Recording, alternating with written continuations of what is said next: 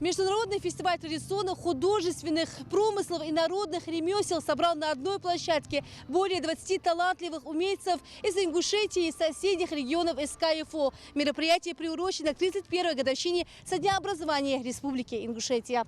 Картины, предметы из кожи, бисера, старинные сувениры, посуда из керамики не только. Умельцы привезли на международный фестиваль свои лучшие творения. Элла Князева приехала из Ставрополя. Уникальные куклы ручной работы из натуральных тканей традиционно приковывают внимание всех посетителей выставки. Сегодня в преддверии Дня Республики гости разделяют с Ингушетией праздник. Ингушетия – молодая республика, прогрессивная, передовая. Молодежь очень отзывчивая, очень внимательная и очень чтят традиции. Они очень вежливые, подходят, здороваются, фотографируются. Это так вот подкупает. Вот эта доброта, забота, внимание. И нам хочется и на следующий год появиться, и через 5 лет приехать, потому что мы уже становимся одной семьей. Международный фестиваль посетил глава республики Махмуд Али Калиматов. Он пообщался с умельцами и посмотрел представленные здесь предметы декоративно-прикладного искусства. Авторы работ рассказали руководителю региона о создании творческих предметов. Это керамика.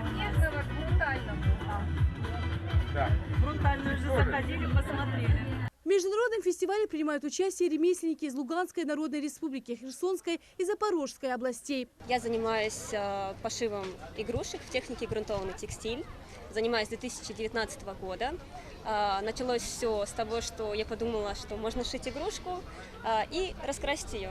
Потом постепенно добавляла детали, и получились мои чудики, как я их называю.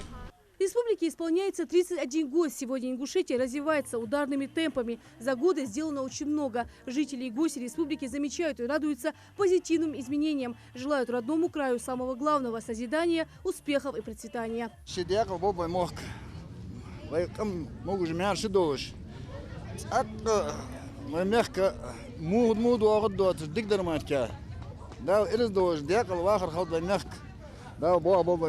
Республики процветания, мирного неба над головой, чтобы не было войн, и чтобы наши дети росли здоровыми, счастливыми.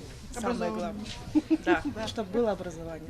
Хотелось бы сказать, что за 31 год своего существования она изменилась, можно сказать, до невозможности. И, надеюсь, она будет также изменяться и дальше. Будут появляться новые здания, новая архитектура, новые люди. И много молодежи будет участвовать в различных мероприятиях, развивать свой досуг, развивать свои традиции, показывать их и показывать свою культуру. Второй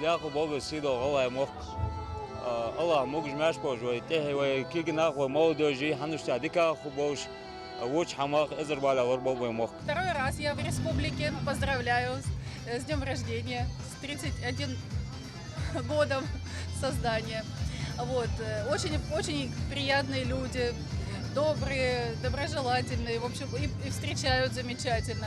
Для всех собравшихся здесь организовали концерт классической музыки, который посетил и глава республики Махмуд Али Калиматов.